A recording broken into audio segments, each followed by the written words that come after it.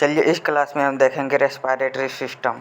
पीछे वाले क्लास में जितना भी पूछा गया था यूपीएससी, बीपीएससी, एसएससी, बिहार दरोगा वगैरह में सब का हम करवा चुके हैं पीछे वाले वीडियो में। और पीछे वाले क्लास में हम डाइजेस्टिव सिस्टम तक फाउंडेशन में कर चुके थे। अब चलेंगे रेस्पिरेटरी सिस्टम, श्वसन तंत्र, इसका फाउंडेशन। ये फाउंडेशन क्लास चलेगा। चलते हैं बिना टाइम वेस्ट किए। पहला, अंगों का ऐसा समूह जो श्वसन की क्रिया में सहायक होता है उसे क्या चीज कहा जाता है? श्वसन तंत्र। जो श्वसन की क्रिया में सहायक होता है उसे ही कहा जाता है श्वसन तंत्र। जो श्वसन की क्रिया में सहायक होता है उसे कहा जाता है श्वसन तंत्र। श्वसन एक ऐसी क्रिया है जिसमें ऑक्सीजन ग्रहण किया जाता है। ऑक्सीजन ग्रहण किया जाता है किसके? श्वसन एक ऐसी क्रिया है जिसमें ऑक्सीजन ग्रहण किया जाता है, जिसके फलस्वरूप ऑक्सीजन जो है ग्लूकोज को तोड़ दिया जाता है। जब ऑक्सीजन को हम ग्रहण करते हैं तो ग्लूकोज जो रहता है शरीर में, ग्लूकोज ऑक्सीजन मिलकर कार्बोहाइड्रेट, जल और 686 कैलोरी यानी 686 कैलोरी ऊर्जा का निर्माण होता है। कहाँ? तो हमारे शरीर में। जब ग्लूकोज ऑक्सीजन के साथ अभिक्रिया करता है यानी हमारे शरीर में, तो कार्बन डाइऑक्साइड, जल और 686 कैलोरी ऊर्जा का निर्माण होता है। पूछ लगा कि हमारे शरीर में कितना कैलोरी ऊर्जा का निर्माण होता है, किसके फलस्वरूप? ग्लूकोज मतलब ऑक्सीजन ग्रहण करने के फलस्वरूप, तो 686 कैलोरी ऊर्जा। अगला हमारा कार्य है श्वसन की क्रिया ऑक्सीकरण की क्रिया है। श्वसन की क्रिया कैसी क्रिया है? ऑक्सीकरण क्रिया। आपसे पूछ लेगा कि श्वसन की क्रिया कैसी क्रिया है, तो आ जाएगा ऑक्सीकरण की क्रिया। इसके फलस्वरूप ऊर्जा निकलती है। ऑक्सीकरण क्रिया के फलस्वरूप ही ऊर्जा निकलती है। यही कारण है कि मृत व्यक्ति का शरीर ठंडा हो जाता है। जिससे मृत व्यक्ति का शरीर कैसा हो जाता है? ठंडा हो जाता है। ठंडा होने के कारण भारी भी हो जाता है। आपसे पूछ लेगा कि यानी मृत व्यक्ति का शरीर भारी होता है कि हल्का होता है कि अपरिवर्तित होता है, तो आ जाएगा भारी। मृत व्यक्ति का शरीर जो होता है ना वो भारी हो जाता है। श्वसन की क्रिया कैसी क्रिया है? ऑक्सीकरण की क्रिया। ये पूछता है कि श्वसन की क्रिया कैसी क्रिया है? ऑक्सीकरण।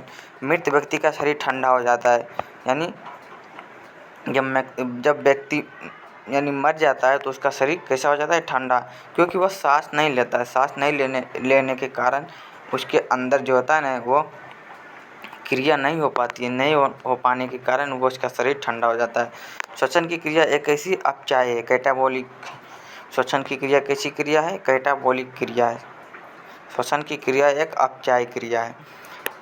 अगला कार्य है श्वासोच्छ्वास किसे कहा जाता है? सांस अंदर लेने तथा बाहर छोड़ने की क्रिया को ही श्वासोच्छ्वास कहा जाता है। सांस अंदर लेने तथा बाहर छोड़ने की क्रिया को श्वासोच्छ्वास कहा जाता है। श्वासोच्छ्वास दो प्रकार से होता है, वो निःश्वसन एवं अवशोषण। निःश्वसन एवं निःश्वसन होता है, वो निःश्वसन, दोनों में अंतर है।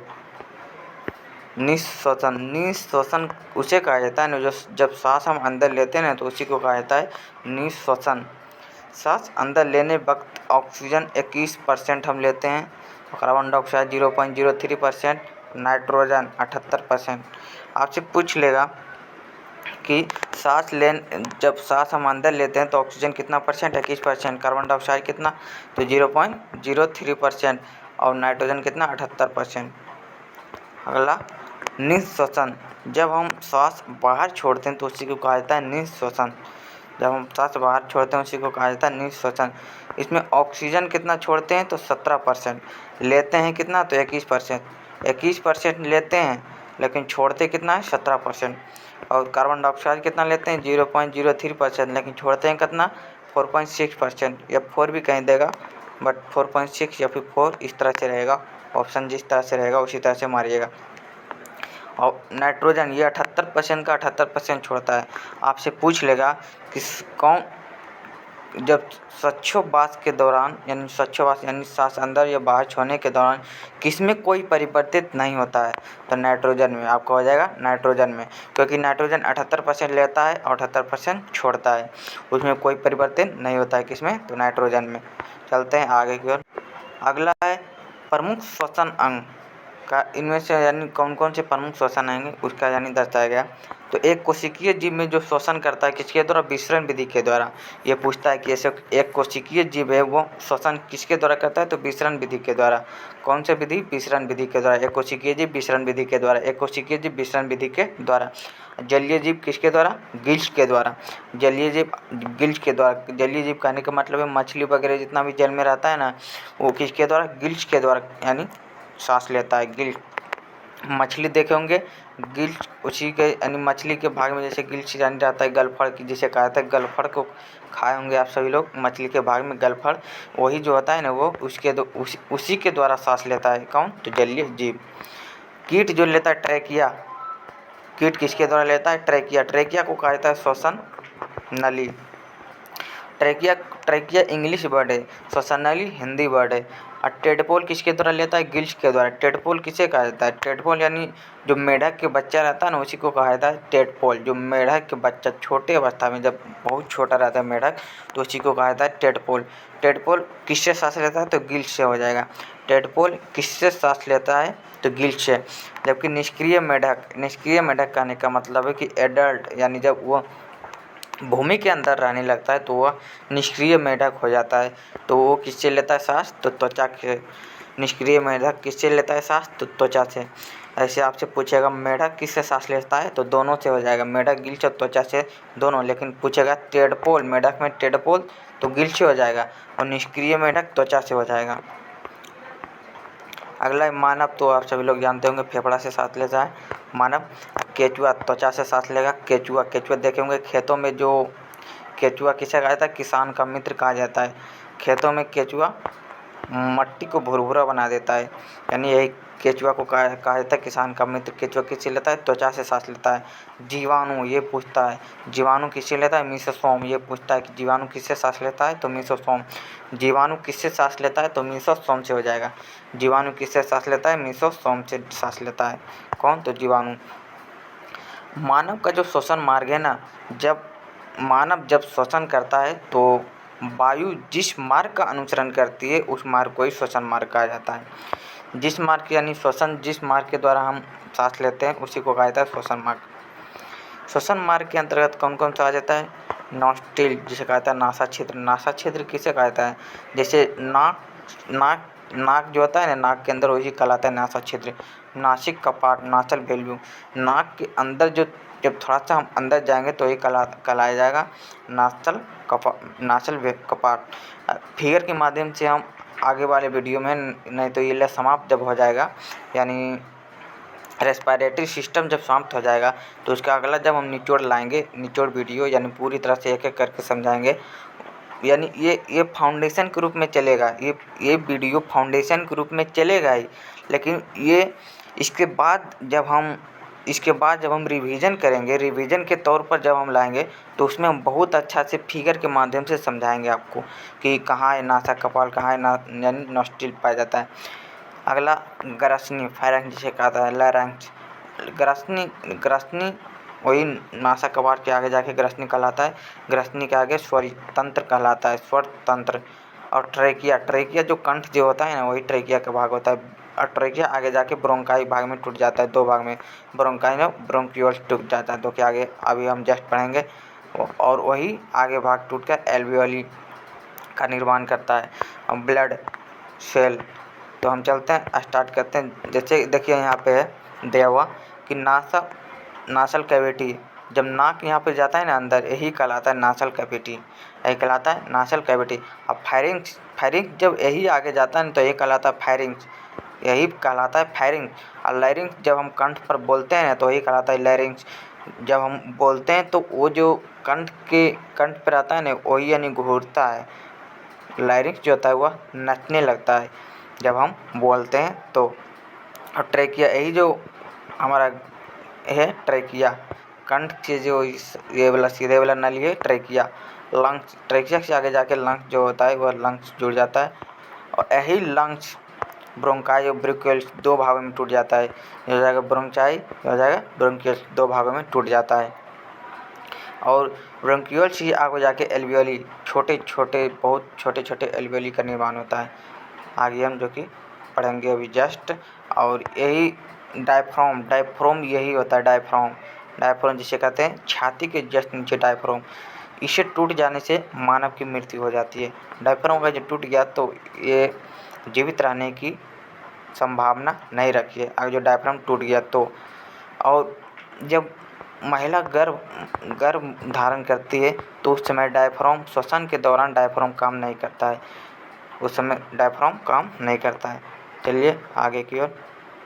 अगला हमारा आ गया डायफ्राम। डायफ्राम गुंबदाकार आकृति का होता है। डायफ्राम का आकार कैसा होता है? गुंबदाकार। ये पूछता है कि डायफ्राम की आकृति कैसा हो जाता है? गुंबदाकार आकृति का। गुंबदाकार कहने का मतलब है कि इस आकृति में रहेगा डायफ्राम, गुंबदाकार आकृति का। ये डायफ्राम कहाँ पाया जाता है? बच गुहा के नीचे। बच गुहा के नीचे। बच गुहा उसे कहा जाता है ना कि जो छाती के जस्ट अंदर, जो छाती के अंदर रहता है वही बच गुहा के नीचे पाया जाता है। और उदर गुहा कहने का मतलब है कि जहाँ से छोटी आंत, उदर कहने का मतलब पेट, पेट के यानी ऊपर, पेट के ऊपर और उदर यानी बच गुहा के नीचे कौन? तो डायफ्राम पाया जाता है। यह एक संयोजी ऊतक है। संयोजी ऊतक है, तरल संयोजी ऊतक नहीं बोलिएगा, क्योंकि तरल संयोजी ऊतक अगर जो बोलिएगा तो तरल संयोजी ऊतक हो जाएगा ब्लड। ब्लड कैसा है? तरल संयोजी ऊतक है। कौन? तो ब्लड। और संयोजी ऊतक कौन है? तो संयोजी ऊतक डायफ्राम हो जाएगा। यानी संयोजी ऊतक सभी संयोजी ऊतक है, लेकिन तरल में हो जाएगा आपको सिर्फ यानी ब्लड। निःश्वसन में जब 75% योगदान होता है, सबसे अधिक योगदान इसी का होता है। किसका? डायफ्राम का। निःश्वसन कहने का अर्थ क्या चीज़ है? तो सांस को जब हम बाहर छोड़ते हैं, तो इसका 75% योगदान होता है। किसका? डायफ्राम का। सांस को जब हम बाहर छोड़ते हैं तो डायफ्राम को 75% योगदान होता है। कितना? 75%। समझ लीजिए, डायफ्राम अगर जो टूट गया तो बचने की संभावना नहीं के बराबर रखी है। गर्भवती महिलाओं में निःश्वसन में डायफ्राम महत्वपूर्ण भूमिका नहीं निभाती है। बता चुके हैं, अभी जस्ट बताए थे कि जब गर्भवती महिला होती है उसमें डायफ्राम महत्वपूर्ण भूमिका नहीं निभाती है। कौन? तो यानी डायफ्राम निःश्वसन के दौरान। निःश्वसन करने का मतलब कि बाहर यानी श्वास को जब हम बाहर छोड़ते हैं उसके दौरान। यही जो होता है ट्रेकिया, यही होता है ट्रेकिया यही हो जाता है और यही डायफ्राम कहलाता है। यही जो आपका है ना डायफ्राम, यही जो होता है ना वो डायफ्राम होता है। ये पेरिकार्डियम कहलाता है। पेरिकार्डियम ये आगे भी हम पढ़ेंगे, पूरे अच्छा से भी हम पढ़ेंगे पेरिकार्डियम। ये डायफ्राम, ये मूल रूप से समझिए कि ये डायफ्राम है आपका। ये डायफ्राम, ये छाती होता है आपका, छाती और यही इसके जस्ट नीचे डायफ्राम होता है। चलिए आगे की ओर। डायफ्राम टूट जाने पर व्यक्ति की मृत्यु निश्चित है। बताएं, अभी जस्ट बताए थे। डायफ्राम अगर जो टूट जाएगा तो व्यक्ति की मृत्यु निश्चित है। बचने की संभावना ना के बराबर रखिए। नोस्टाइल, नासा छिद्र, नाक का अगला भाग होता है। इसी यानी भाग से वायु अंदर जाती है। नासा छिद्र से ही वायु अंदर जाती है। इसमें बाल पाए जाते हैं। देखिएगा कि नाक में नाक के अंदर आप देख लीजिएगा तो बाल रहेगा, वही नासा छिद्र कहलाएगा। धूलकण को रोकता है। बाल नाक में क्यों पाया जाता है? क्योंकि धूलकण को रोकने का काम करता है। नाक में बाल जो पाया जाता है वह धूलकण को रोकने का काम करता है, ताकि फेफड़ा में वो ना जाए। नासा कपाट, नाक का पिछला भाग, इसमें चिपचिपा म्यूकस पाया जाता है। नासा छिद्र के बाद जब जाता है ना तो नासा कपाट में जो पाया जाता है चिपचिपा द्रव पाया जाता है। क्या चीज़? चिपचिपा द्रव। नासिका कपाट के पास जो ओल्फैक्टरी लोब पाया जाता है, यहीं पर ओल्फैक्टरी लोब। आपसे पूछेगा कि ओल्फैक्टरी लोब कहाँ पाया जाता है? नासिका कपाट के पास ओल्फैक्टरी लोब पाया जाता है। या फिर आपसे पूछ लेगा कि नासिका कपाट के पास कौन सा लोब पाया जाता है? तो ओल्फैक्टरी लोब। ओल्फैक्टरी लोब जो होता है ना वो सुगंध का एहसास कराता है। कौन सुगंध का एहसास कराता है? तो ओल्फैक्टरी लोब यह कहाँ पाया जाता है? नासिका कपाट में। ओल्फैक्टरी लोब कहाँ पाया जाता है? नासिका कपाट में। म्यूकस पाया जाता है कहाँ? तो नासिका कपाट में। म्यूकस का क्या चीज़ काम रहता है? धूलकण को वगैरह साट लेता है। यानी जब धूलकण वगैरह अंदर जाता है तो उसको ये यानी जब ये चिपचिपा द्रव रहता है तो उसमें यह सट जाता है धूलकण, जिससे आप नाक में यानी निकाल लेते हैं, जिससे अपशिष्ट पदार्थ की मात्रा में निकल जाता है। आपसे पूछेगा कि सुगंध का एहसास कौन कराता है? तो ओल्फैक्टरी लोब कराता है। सुगंध का एहसास कौन कराता है? तो ऑल्फैक्टरी लोब। ये कहाँ पाया जाता है? तो नासिका कपाट में। और एक म्यूकस भी पाया जाता है। चलिए अगला हमारा है फायरेंक्स, जिसे कहते हैं ग्रसनी। नासिका कपाट के नीचे तथा मुख गुहा के पीछे भाग पाया जाता है। कौन? तो फायरेंक्स। मार्ग से भोजन और वायु दोनों जाती है। फायरेंक्स माध्यम से, यानी यहाँ से जो ग्रहणी है जिसे कहते हैं फायरेंक्स, इस मार्ग से भोजन और वायु दोनों जाते हैं। भोजन और वायु दोनों जाते हैं। किससे? तो फायरेंक्स से। किससे? तो फायरेंक्स से। सबसे पहले भोजन, यानी सबसे पहले जो वायु जाएगा वो नासा क्षेत्र में जाएगा, उसके बाद नासिका कपाट में, उसके बाद फिर ग्रसनी में भोजन और वायु दोनों जाएगा। ग्रसनी स्वरयंत्र के द्वारा ट्रैकिया, जिसे कहते हैं श्वास नली से जुड़ा होता है। लायरेंक्स जो होता है स्वरयंत्र जिसे कहा जाता है, वो किससे जुड़ा होता है? तो ट्रैकिया से, श्वास नली से। जो लायरेंक्स होता है, स्वरयंत्र होता है, वह किससे जुड़ा होता है? तो श्वास नली से। चलते हैं। लायरेंक्स जो होता है वह किससे जुड़ा होता था? तो श्वास नली से। लायरेंक्स जिसे कहते हैं स्वरयंत्र, या ग्रसनी को श्वास नली से जोड़ने का कार्य करता है। जो ग्रसनी होता है उसको श्वास नली का जोड़ने का काम कौन करता है? लायरेंक्स करता है। स्वरयंत्र के दीवारों में उपस्थियों के, यानी 9 टुकड़ों के द्वारा बने होते हैं। 9 टुकड़ों कहने का मतलब है कि जब आप कंठ में इस तरह से पाया जाता है 9 टुकड़े, इस तरह से 9 टुकड़े यानी जब रहता है तो वही यानी लायरेंक्स कहलाता है। आवाज़ निकालने में सहायक होता है। कौन? लायरेंक्स। इसे कहा जाता है वॉइस बॉक्स। वॉइस बॉक्स किसे कहा जाता है? तो लायरेंक्स को ही कहा जाता है वॉइस बॉक्स, जिसे कहते हैं स्वरयंत्र। वॉइस बॉक्स किसे कहा जाता है? लायरेंक्स को। पक्षियों में वॉइस बॉक्स का काम कौन करता है? तो फायरेंक्स करता है। आपसे पूछ लेगा कि पक्षियों में वॉइस बॉक्स का काम कौन करता है? तो फायरेंक्स। लेकिन जंतु में वॉइस बॉक्स का काम कौन करता है? तो आ जाएगा लायरेंक्स। पक्षियों में वॉइस बॉक्स का काम कौन करता है? तो फायरेंक्स हो जाएगा। लायरेंक्स का एक ढक्कन जैसी संरचना पाई जाती है जिसे एपिग्लोटिस कहा जाता है। एक ढक्कन जैसी संरचना पाई जाती है जिसे कहा जाता है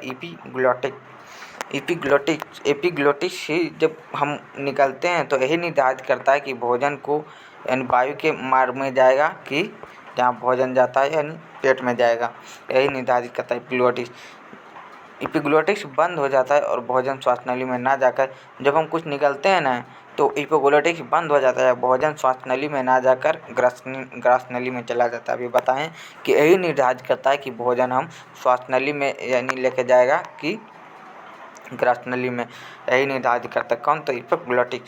जब कभी एपिग्लोटिस खुला रह जाता है तो हमें हिचकी आने लगती है। जब एपिग्लोटिस खुला रह जाता है तो हिचकी आ जाती है। हिचकी कब आती है? जब भोजन ग्रास नली में जाने के बजाय अगर जो श्वास नली में भोजन चला जाएगा तो आपको हिचकी आने लगेगा। क्योंकि जब ग्रास नली में भोजन जाएगा, यानी श्वास नली में जब भोजन जाएगा तो श्वास नली में भोजन जाने के कारण यहाँ श्वास नली में सिर्फ हवा जाता है, यानी वायु जाता है। तो ये क्या चीज़ करेगा? धक्का मारेगा। यहाँ से धक्का मार के फिर ये हिचकी आएगा, आपको हिचकी आएगा तो फिर इसको बाहर ला के फिर कहाँ? ग्रास नली में जाता है। इसी कारण से हिचकी आपको आता है। आपसे पूछ लेगा कि एपिग्लोटिस का नियंत्रण कौन करता है? तो मेडुला ऑब्लोंगेटा। ये बहुत पूछता है। एपिग्लोटिस का नियंत्रण कौन करता है? तो मेडुला ऑब्लोंगेटा। एपिग्लोटिस का नियंत्रण कौन करता है? Medulla oblongata. एपिग्लोटिस का जो है ना नियंत्रण कौन करता है? तो मेडुला ऑब्लोंगेटा हो जाएगा। एपिग्लोटिस का आपसे पूछ लेगा कि नियंत्रण कौन करता है? तो मेडुला ऑब्लोंगेटा। एपिग्लोटिस का नियंत्रण कौन करता है? तो मेडुला ऑब्लोंगेटा। फेफड़ा, यह मानव के बच्च गुहा में पाया जाता है। बच्च गुहा में पाया जाता है। यह मानव का मुख्य श्वसन अंग है। कौन? फेफड़ा। फेफड़ा जो है ना मनुष्य का सबसे यानी प्रमुख श्वसन अंग है। फेफड़ों की संख्या यानी 2 होती है। दाहिना जो होती है फेफड़ा वो बड़ा होती है। दाहिना जो फेफड़ा होता है ना वो बड़ा होता है। फेफड़ा प्लूरल मेम्ब्रेन द्वारा ढका होता है। आपसे पूछेगा कि फेफड़ा किसके द्वारा ढका होता है? तो प्लूरल मेम्ब्रेन के द्वारा।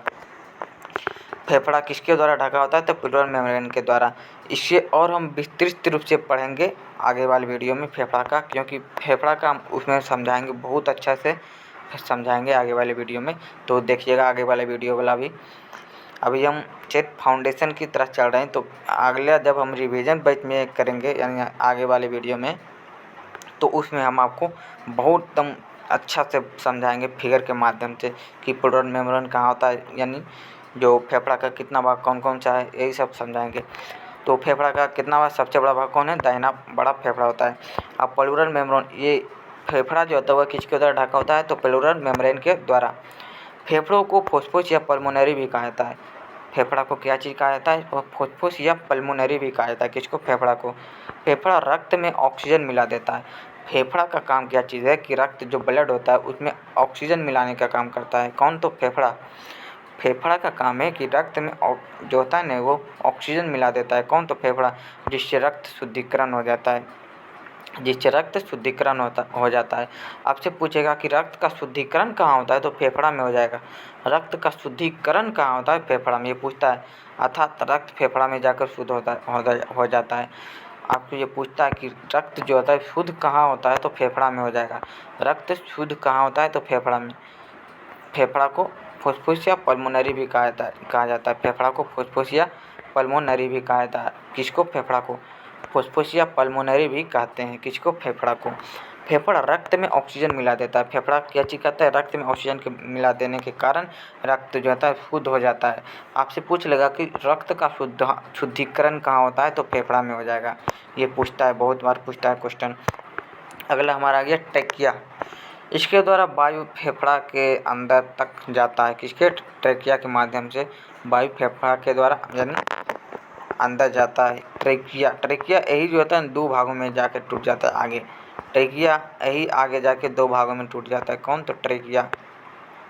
ट्रेकिया यहाँ तो फेफड़ा जो होता है यहाँ पे फेफड़ा हो जाएगा, और फेफड़ा से आगे जस्ट ट्रेकिया होता है। ये ट्रेकिया होता है। ट्रेकिया आगे दो भागों में जाकर टूट जाता है, जो कि अभी हम जस्ट बताएंगे आपको। पर्सनली लगभग यानी ट्रेकिया लगभग 10 से 11 सेंटीमीटर तक होती है। 10 से 11 सेंटीमीटर तक लंबी होती है। ट्रेकिया के बाहर कार्टिलेज का सुरक्षा प्रदान करता है। आपसे पूछेगा कि ट्रेकिया के जो बाहर होता है वह कौन सुरक्षा प्रदान करता है, तो कार्टिलेज। ट्रेकिया के बाहर कौन सुरक्षा प्रदान करता है, तो कार्टिलेज, जिसे हाइलिन कार्टिलेज कहते हैं। हाइलिन कार्टिलेज किसे कहा जाता है, कार्टिलेज, इसी को कहा जाता है हाइलिन कार्टिलेज। यानी ट्रेकिया के बाहर जो यानी सुरक्षा परत जो होता है, कौन, कार्टिलेज, जिसे कहते हैं हाइलिन कार्टिलेज। ट्रेकिया आगे जाकर दो भागों में टूट जाता है, ब्रोंकाइल को ब्रोंकियोल्स, ब्रोंकाइल्स को ब्रोंकियोल्स। ट्रेकिया आगे जाकर दो भागों में टूट जाता है, जिसे कहते हैं ब्रोंकाइल्स या फिर ब्रोंकियोल्स। देखिए ये ट्रेकिया है, ये ट्रेकिया है आपका। ये हाइलिन, यही जो भाग होता है ना, ये जो मुड़ा मुड़ा की तरह रहेगा, वही हाइलिन कहलाता है। ट्रेकिया आगे जाके दो भागों में टूट जाता है। यही दो भाग यानी पहला हो जाता है ब्रोंकियोल, ब्रोंकियोई एगो ब्रोंकियोल्स। पहला ब्रोंकियाल्स एगो ब्रोंकियोल्स। ब्रोंकियाल्स में जो होता है ना वो एल्वियोली पाया जाता है। इसी को कहा जाता है एल्वियोली, इसी को कहा जाता है एल्वियोली। एल्वियोली इसी को कहा जाता है। इस पर जब इसमें जब छेद हो जाता है ना तो कहा जाता है कि टीबी नामक रोग हो गया। एल्वियोली में जब छेद हो जाता है तो उसी को कहा जाता है टीबी नामक रोग हो गया। किसमें, एल्वियोली में जब छेद हो जाएगा ना तो उसी को कहा जाता है कि टीबी नामक रोग हो गया। एल्वियोली जैसे कोष्ठक। ब्रोंकियोल्स के सिरों पर गोले संरचना पाई जाती है। ब्रोंकियोल्स के सिर इस तरह से पाया जाता है। अभी हम जस्ट फिगर के माध्यम से समझाए थे। एल्वियोली कहते हैं, एल्वियोली गैसों के विनिमय का कार्य करता है। एल्वियोली जो होता है वह गैसों के विनिमय का कार्य करता है। कौन, तो एल्वियोली। जब एल्वियोली जाम हो जाता है ना तो उस बीमारी को निमोनिया कहा जाता है। जब एल्वियोली जाम हो जाता है, जब एल्वियोली में धुआं वगैरह जाता है ना शरीर में फेफड़ा के माध्यम से एल्वियोली में, तो जाम हो जाने के कारण निमोनिया हो जाता है। नहीं कहता निमोनिया नामक बीमारी हो गया उसको। टीबी नामक रोग एल्वियोली में छेद हो जाने से होता है। आपको बताए थे अभी जस्ट पीछे बताए थे कि टीबी जो रोग होता है वो किसके कारण होता है, तो एल्वियोली में छेद हो जाने के कारण टीबी नामक रोग हो जाता है। एल्वियोली पर बलगम जम जाने के कारण वो दम्मा हो जाता है। जब एल्वियोली के ऊपर जब बलगम, किसी चीज़ का बलगम जब जम जाएगा ना तो वो कैसा हो जाएगा, तो दम्मा रोग हो जाएगा। कौन सा रोग, दम्मा रोग हो जाएगा। एल्वियोली में रक्त कोशिकाएं होती है। एल्वियोली में रक्त कोशिकाएं होती है। एल्वियोली में रक्त जो होता है ना वो ब्लड जो कोशिकाएं होती है जिनमें रक्त पाया जाता है। रक्त पाया जाता है। रक्त के अंदर हीमोग्लोबिन होता है। रक्त के अंदर हीमोग्लोबिन होता है। एल्वेओली हीमोग्लोबिन में ऑक्सीजन छोड़ देती है। आपसे पूछेगा कि हीमोग्लोबिन में ऑक्सीजन कौन छोड़ता है, तो यही एल्वेओली छोड़ता है। कौन? तो एल्वेओली। आपसे पूछेगा कि हीमोग्लोबिन में एल्वेओली कौन यानी जो एल्वेओली होता है वो हीमोग्लोबिन में ऑक्सीजन छोड़ देता है। कौन? हीमोग्लोबिन में ऑक्सीजन कौन छोड़ता है, तो एल्वेओली हो जाएगा। कौन हो जाएगा? एल्वेओली। चलते हैं आगे की ओर। ये अब हम बता चुके हैं टीबी किससे होता है, एल्वेओली में छेद हो जाता है और बलगम जम जाने के कारण दम्मा नामक रोग हो जाता है, निमोनिया हो जाता है। क्या चीज़? यानी जाम हो जाता है। जब एल्वेओली जाम हो जाता है तो बलगम हो जाता है। और हीमोग्लोबिन में हीमोग्लोबिन में ऑक्सीजन मिलाने का काम कौन करता है? एल्वेओली करता है। हीमोग्लोबिन में ऑक्सीजन जो छोड़ता है वो कौन छोड़ता है? तो एल्वेओली। चलते हैं अब आगे की ओर। आगे हमारा है कि जिसमें हीमोग्लोबिन रूपांतरित होकर जब हीमोग्लोबिन में ऑक्सीजन छोड़ने का काम कौन कर रहा था? तो एल्वेओली। उसके बाद जब हीमोग्लोबिन रूपांतरित होकर ऑक्सी हीमोग्लोबिन हो जाता है, यानी जब हीमोग्लोबिन ऑक्सीजन के साथ अभिक्रिया करता है, कौन कराता है? तो यानी एल्वेओली। क्योंकि एल्वेओली ही होता है जो हीमोग्लोबिन में ऑक्सीजन छोड़ने का काम करता है। और यही ऑक्सी हीमोग्लोबिन कोशिकाओं में पहुंचकर ऑक्सीजन दे देता है। यही ऑक्सी जो हीमोग्लोबिन होता है यही कोशिकाओं में पहुंचकर ये ऑक्सीजन दे देता है और यह ऑक्सीजन ग्लूकोज को तोड़ देता है। और यही जो ऑक्सीजन होता है यह ग्लूकोज को तोड़ने का काम करता है। कौन? ये जी ऑक्सीजन है। यही ऑक्सीजन जो है हीमोग्लोबिन जो ऑक्सी हीमोग्लोबिन है, यही ऑक्सीजन जो ऑक्सी हीमोग्लोबिन में जो ऑक्सीजन है यही ऑक्सीजन ग्लूकोज को तोड़ देता है।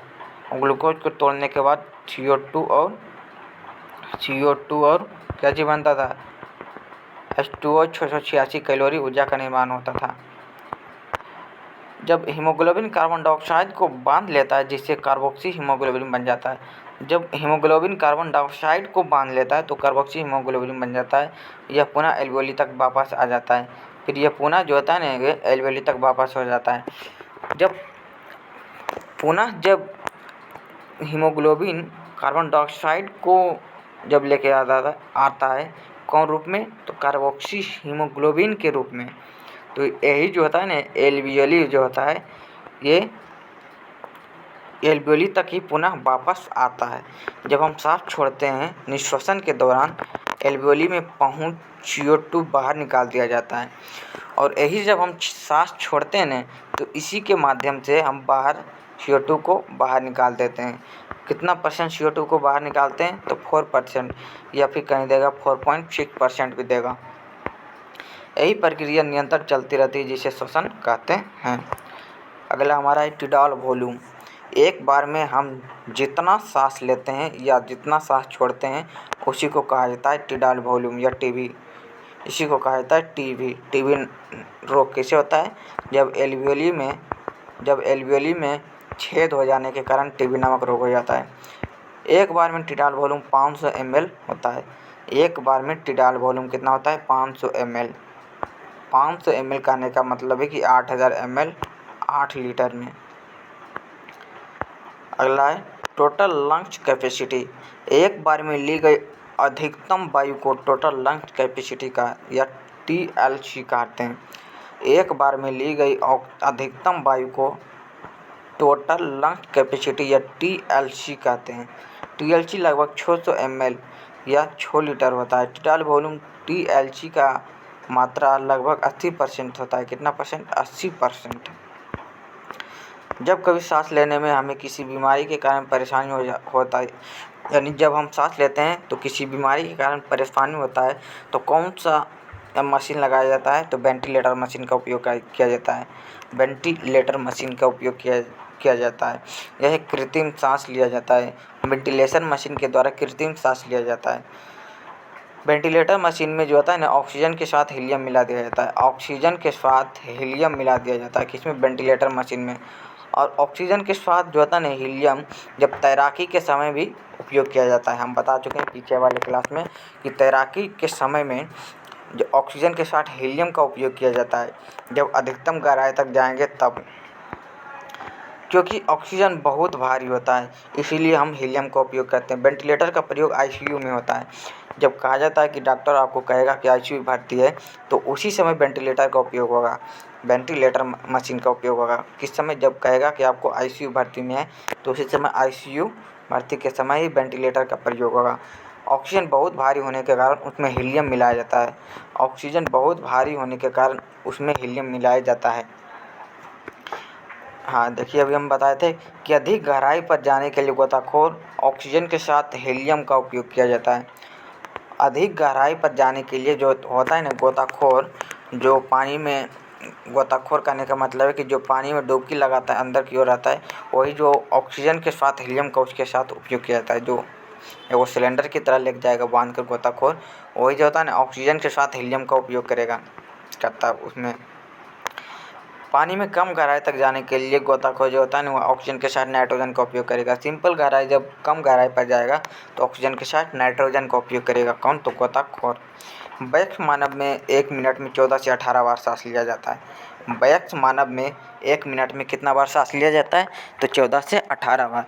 वयस्क जो मानव होता है, जो एडल्ट मानव होता है, वो 1 मिनट में कितना बार सांस लेता है? 14 से 18 बार। और छोटा मानव जो होता है वह 14 से 30 बार लगभग सांस लेता है। छोटा बच्चा जो होता है वह 1 मिनट में 14 से 30 बार सांस लेता है। कोशिकीय श्वसन, यह मानव कोशिका के अंदर होता है। कौन? तो कोशिकीय श्वसन। कोशिकीय श्वसन कहाँ होता है? तो मानव कोशिका के अंदर होता है। कौन? तो कोशिकीय श्वसन। हाँ, हम बता रहे थे कोशिकीय श्वसन यह मानव कोशिका के अंदर होता है। यह जटिल प्रक्रिया होता है। कोशिकीय श्वसन जो होता है वह जटिल प्रक्रिया होता है, जिसके पाचन के फलस्वरूप ग्लूकोज कोशिका के अंदर टूट जाता है। ग्लूकोज जो होता है वह कोशिका के अंदर टूटता है। किसी कोशिकीय श्वसन के दौरान ही जो होता है ना ग्लूकोज कोशिका के अंदर टूटता है और हमें ऊर्जा प्राप्ति होती है। कोशिकीय श्वसन के दौरान ही ग्लूकोज जो होता है ना वो कोशिका के अंदर टूटता है। कौन से श्वसन के दौरान? कोशिकीय श्वसन के दौरान। कोशिकीय श्वसन 2 प्रकार से होता है। कोशिकीय श्वसन 2 प्रकार से होता है। वो अनोक्सिक श्वसन, ऑक्सिक श्वसन। अनोक्सिक श्वसन कोशिका द्रव में होता है और ऑक्सिक श्वसन माइटोकॉन्ड्रिया में। चलिए बताइएगा, पीछे हम बता चुके हैं कि कोशिका द्रव कहाँ पाया जाता है। कोशिका द्रव कहाँ पाया जाता है? तो कोशिका में पाया जाएगा। कोशिका द्रव कहाँ पाया जाएगा? कोशिका में। माइटोकॉन्ड्रिया, माइटोकॉन्ड्रिया का खोज किसने किया था? हम पीछे वाले वीडियो में सेल में आपको बहुत अच्छा से पढ़ा चुके हैं कि माइटोकॉन्ड्रिया का खोज किसने किया था? तो अल्टमैन ने किया था। अल्टमैन ने किया था। माइटोकॉन्ड्रिया को क्या चीज़ कहा जाता है? माइटोकॉन्ड्रिया को power house of the cell. Power house of the cell किसे कहा जाता है? माइटोकॉन्ड्रिया को। माइटोकॉन्ड्रिया में एक क्रेब्स चक्र की क्रिया होती है। कहाँ? तो माइटोकॉन्ड्रिया में। ऑक्सीडेशन की क्रिया कहाँ होती है? माइटोकॉन्ड्रिया में। ये सब पढ़ा चुके हैं। देखिए अभी जस्ट है ऑक्सीडेशन। ऑक्सीडेशन की क्रिया माइटोकॉन्ड्रिया में। क्रेब्स चक्र की क्रिया भी होती है माइटोकॉन्ड्रिया में। चलिए अब आगे की ओर, जो नहीं वीडियो देखें पीछे वाले वीडियो सेल वाला देख लीजिएगा, वो बहुत अच्छा से हम समझाए थे। ये इसी तरह से यानी बहुत अच्छा से उसमें भी समझाए थे, फिगर के माध्यम से उसमें समझाए थे। चलिए देखिए, कोशिका जो होता है ना यही कोशिका होता है। कोशिका, यही कोशिका, ये किसका कोशिका है? जंतु कोशिका। और पादप कोशिका कैसा होता है? चौकोर होता है। पादप कोशिका जो होता है ना वो चौकोर होता है। पादप कोशिका चौकोर होता है, जंतु कोशिका गोल होता है। इसी के अंदर माइटोकॉन्ड्रिया पाया जाता है। कोशिका के अंदर ही माइटोकॉन्ड्रिया पाया जाता है। ये जो होता है द्रव जो होता है भरा जाता है ताकि माइटोकॉन्ड्रिया, वैक्यूल, सेंट्रोसोम, लाइसोसोम ये सब वगैरह जो होता है ना ये एक दूसरे से लड़े नहीं, इसलिए इसमें कोशिका द्रव भरा जाता है। ये सब पढ़ा चुके हैं आपको कि वैक्यूल जो होता है, वैक्यूल जो पाया जाता है, सेंट्रोसोम, माइटोकॉन्ड्रिया और लाइसोसोम यानी जितना भी पाया जाता था ये सब जो पाया गया था वो सब पढ़ा चुके हैं। पीछे वाली वीडियो में देख लीजिएगा सेल में। चलते हैं आगे की ओर। कोशिका द्रव में श्वसन, कोशिका द्रव में जो होता है वह श्वसन कौन सा क्रिया के द्वारा? अनोक्सिक श्वसन के होता है। कोशिका द्रव में जो श्वसन होता है वो अनोक्सिक श्वसन कहलाता है। जो कोशिका द्रव में जब श्वसन की क्रिया होगी तो वही अनोक्सिक श्वसन कहलाएगा।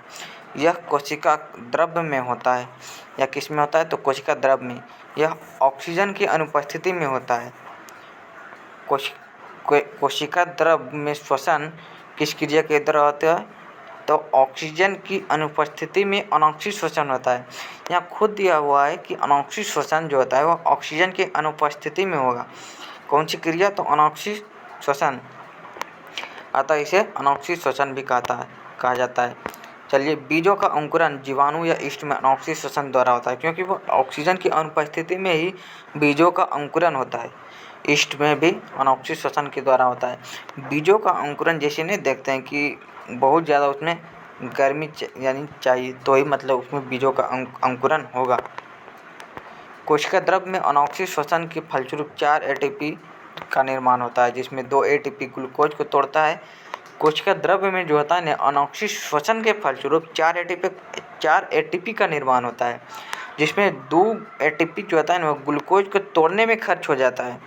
2 एटीपी ग्लूकोज को तोड़ने में खर्च हो जाता है, क्योंकि ग्लूकोज जब ऑक्सीजन के साथ अभिक्रिया करता है तो कार्बन डाइऑक्साइड, जल और 686 कैलोरी ऊर्जा का निर्माण होता है। ये कितने एटीपी यानी खर्च हो जाता है, तो 2 एटीपी खर्च हो जाता है। और शेष जो 2 एटीपी बचता है, 2 एटीपी जो बचता है, यही जो होता है ना, ये बच जाता है। ग्लाइकोलाइसिस के दौरान 2 एटीपी का लाभ होता है। ग्लाइकोलाइसिस की क्रिया जब होती है ना, तो यही 2 एटीपी क्रिया यानी यही 2 एटीपी काम आता है। ग्लाइकोलाइसिस के बाद क्रेब्स चक्र प्रारंभ होता है। क्रेब्स चक्र कहाँ प्रारंभ होता है, तो माइटोकॉन्ड्रिया में।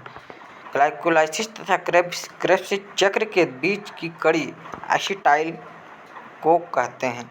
आपसे पूछ लेगा कि ग्लाइकोलाइसिस तथा क्रेब्स चक्र के बीच की कड़ी को क्या चीज़ कहा जाता है, तो एसिटाइल कहा जाता है।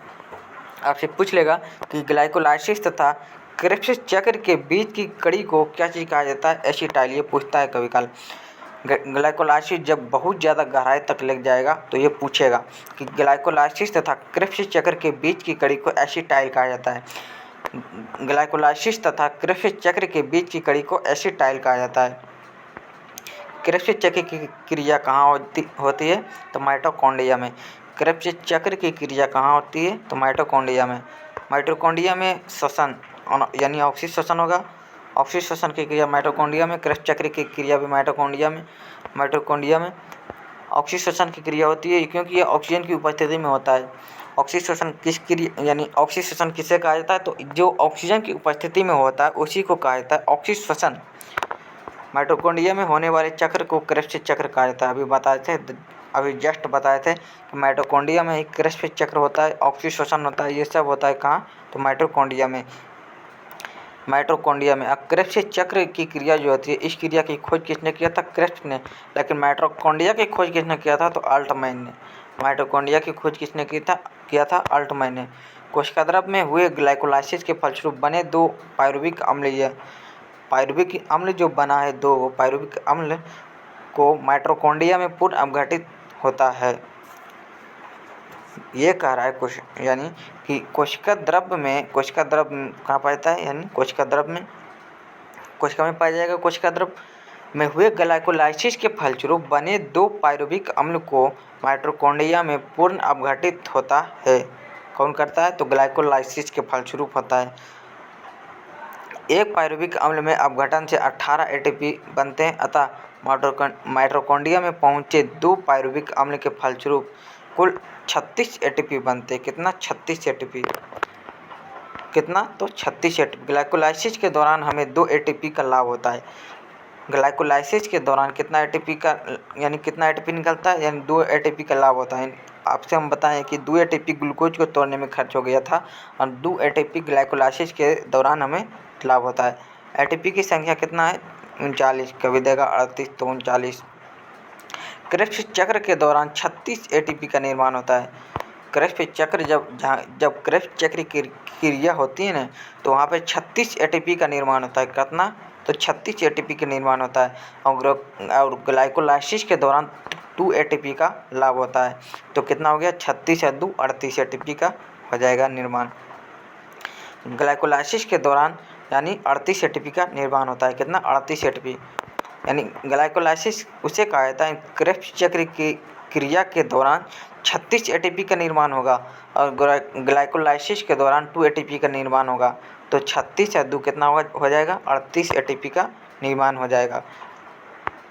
चलते हैं आगे। 38 एटीपी मिलकर एक ग्लूकोज का निर्माण करता है। अब 38 जो एटीपी मिलकर ये एक ग्लूकोज का निर्माण करता है। 38 एटीपी ये कहाँ से आया, तो जिसमें कि 36 एटीपी क्रेब्स चक्र की क्रिया के दौरान आया था और 2 एटीपी ग्लाइकोलाइसिस के दौरान आया था। तो 38 एटीपी ही मिलकर एक ग्लूकोज का निर्माण करता है। कितना एटीपी? 38 एटीपी। क्रेब्स चक्र के दौरान CO2 निकलता है। आपसे पूछेगा कि क्रेब्स चक्र के दौरान जब क्रेब्स चक्र की क्रिया हो जाती है तो कौन सा गैस निकलता है? तो CO2। कौन सा गैस? तो CO2। श्वसनीय पदार्थ वैसे पदार्थ जिनका कोशिकीय श्वसन के दौरान अपघटन होता है यानी टूटता है, उसी को कहा जाता है श्वसनीय पदार्थ और हमें ऊर्जा की प्राप्ति होती है। श्वसनीय पदार्थ के माध्यम जैसे कार्बोहाइड्रेट हो गया, वसा, प्रोटीन, ये सब पहले कार्बोहाइड्रेट, उसके बाद फिर वसा, उसके बाद फिर प्रोटीन के माध्यम से इसी तरह से श्वसनीय पदार्थ होता है। आंतरिक श्वसन कोशिकीय श्वसन के फलस्वरूप हम सांस नहीं लेते हैं, यानी आंतरिक श्वसन के फलस्वरूप जो होते हैं हम सांस नहीं लेते हैं बल्कि ऊर्जा का निर्माण करते हैं। जब हम आंतरिक श्वसन लेते हैं तो उस समय हमें सांस नहीं लेते हैं। आंतरिक श्वसन के फलस्वरूप सांस नहीं लेते हैं बल्कि ऊर्जा का निर्माण होता है। ऊर्जा का निर्माण कौन से श्वसन के फलस्वरूप? आंतरिक श्वसन के फलस्वरूप किसका निर्माण होता है? ऊर्जा का निर्माण। आपसे पूछ लेगा कि आंतरिक श्वसन के फलस्वरूप किसका निर्माण होता है? तो ऊर्जा का निर्माण। किसका निर्माण? तो ऊर्जा का निर्माण। फेफड़ा में होने वाले श्वसन को बाह्य श्वसन कहा जाता है। फेफड़ा में जो श्वसन होता है उसको क्या चीज कहा जाता है? तो बाह्य श्वसन। जबकि कोशिका में होने वाले श्वसन को आंतरिक श्वसन। कहने का मतलब यहाँ ये कह रहा है कि फेफड़ा में जो श्वसन की क्रिया होती है ना, उसे क्या चीज़ कहा जाता है? तो बाह्य श्वसन। लेकिन जो कोशिका में श्वसन की क्रिया होती है उसे कहा जाता है आंतरिक श्वसन। कोशिका जहाँ सेल में जो श्वसन की क्रिया होती है उसे आंतरिक श्वसन। सेल में कहने का माइटोकॉन्ड्रिया में, सेल के अंदर माइटोकॉन्ड्रिया जो पाया गया था उसका खोज किसने किया था? अल्टमैन ने किया था। किसने किया था? अल्टमैन ने किया था। माइटोकॉन्ड्रिया में ही क्रेब्स चक्र की क्रिया हुआ था, ऑक्सीश्वसन की क्रिया हुआ था और इसे ही कहा जाता है, माइटोकॉन्ड्रिया को ही कहा जाता है power house of the cell. Power house of the cell. फेफड़ा में होने वाले श्वसन को बाह्य श्वसन कहा जाता है। फेफड़ा में जो होने वाले श्वसन की क्रिया होती है उसे बाह्य श्वसन कहा जाता है, जबकि कोशिका में होने वाले श्वसन की क्रिया को आंतरिक श्वसन कहा जाता है। फेफड़ा में बाह्य श्वसन, कोशिका में आंतरिक श्वसन, ये याद रखिएगा। ये पूछ लेता है कभी कभी कि फेफड़ा में जो होने वाले क्रिया को कौन सी क्रिया होती है फेफड़ा में? तो बाह्य श्वसन की क्रिया होती है। जबकि कोशिका में होने वाले श्वसन कौन सी यानी क्रिया होती है? तो आंतरिक श्वसन यानी होती है। कोशिका में कौन सा श्वसन होता है? तो आंतरिक श्वसन। और फेफड़ा में बाह्य श्वसन। आपसे पूछ लेगा कि बाह्य श्वसन की क्रिया कहाँ होती है? तो फेफड़ा में। लेकिन आंतरिक श्वसन की क्रिया कहाँ होती है? तो कोशिका में। इस तरीके से आपसे क्वेश्चन पूछ लेगा कभी काल, क्योंकि जब ज़्यादा डीपली लग जाएगा तो ये पूछना अनिवार्य हो जाता है। आपसे पूछ लेगा कि बाह्य श्वसन की क्रिया कहाँ होती है? तो फेफड़ा में। बाह्य श्वसन यानी श्वसन को बाह्य श्वसन, फेफड़ा में जो होने वाले श्वसन को बाह्य श्वसन कहा जाता है और कोशिका में जो होने वाले श्वसन को आंतरिक श्वसन कहा जाता है। चलिए, अब यहाँ तक मेरा पूरा रेस्पिरेटरी सिस्टम ख़त्म हो गया है। रेस्पिरेटरी सिस्टम पूरा ख़त्म कर चुके हैं मात्र एक वीडियो में। अब आगे वाले वीडियो में देखेंगे। जो पीछे वाले वीडियो में नहीं देखें वो देख लीजिएगा तो और अच्छा से समझ में आ जाएगा, क्योंकि पीछे वाले वीडियो में डाइजेस्टिव सिस्टम वगैरह बहुत अच्छा से समझा है। इतना अच्छा से समझा है कि आप देखिएगा तो कहिएगा। चलिए, आज यहीं तक रहने देते हैं। सभी को जय हिंद, जय भारत। बाकी बात अगला क्लास में।